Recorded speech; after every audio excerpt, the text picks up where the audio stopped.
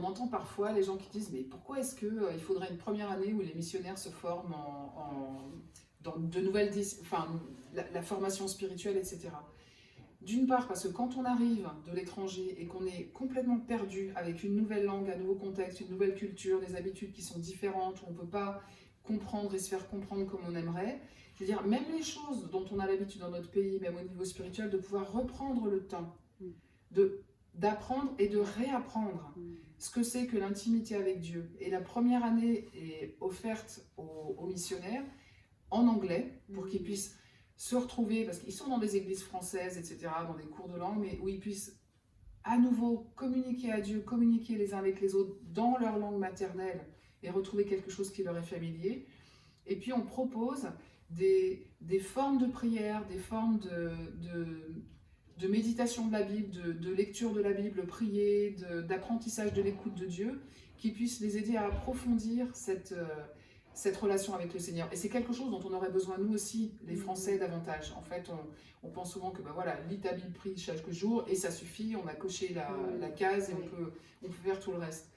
Et je suis frappée aussi dans l'évangile de Marc, chapitre 3, quand Jésus, avec tous les disciples, en appelle 12, il dit, donc il a appelé, Marc 3, c'est les versets 13 et 14, je crois, il appela ceux qu'il voulait pour qu'ils soient avec lui, et pour les envoyer prêcher, chasser les démons, etc. Et c'est frappant de voir que l'appel de Jésus est en premier pour que les apôtres, les disciples soient avec lui, qu'on puisse être avec lui. Il a le désir d'être avec nous avant qu'on lui soit utile, entre guillemets, pour le royaume.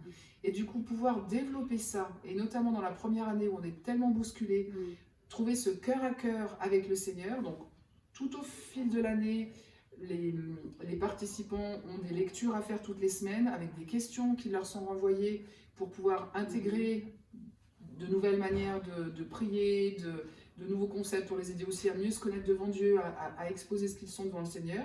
Ils interagissent les uns avec les autres avec un forum. Et puis, quelque chose de très important, en début d'année, on leur donne la possibilité de prendre à part 4 jours de retraite à l'écart, ou ensemble, donc avec l'équipe d'Élan, des Français, des Américains, on vit ensemble 4 jours de temps de prière, de temps seul à seul avec la parole de Dieu, ou avec les autres, où on apprend de nouvelles formes peut-être de prière, de méditation qui nous donnent de reprendre souffle. Et puis peut-être qui nous aident à reprendre des habitudes pour la vie après, pour le temps missionnaire.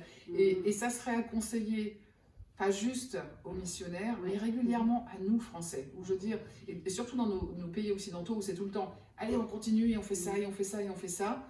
Et comme le dit le psaume, où Dieu dit, arrêtez, et sachez que je suis Dieu.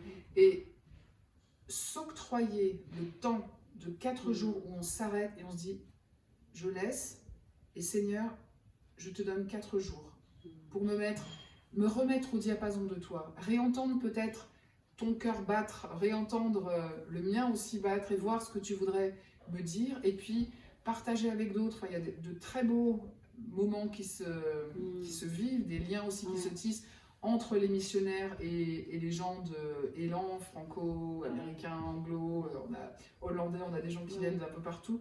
Et c'est une grâce et c'est important. C'est pas juste accessoire, c'est important.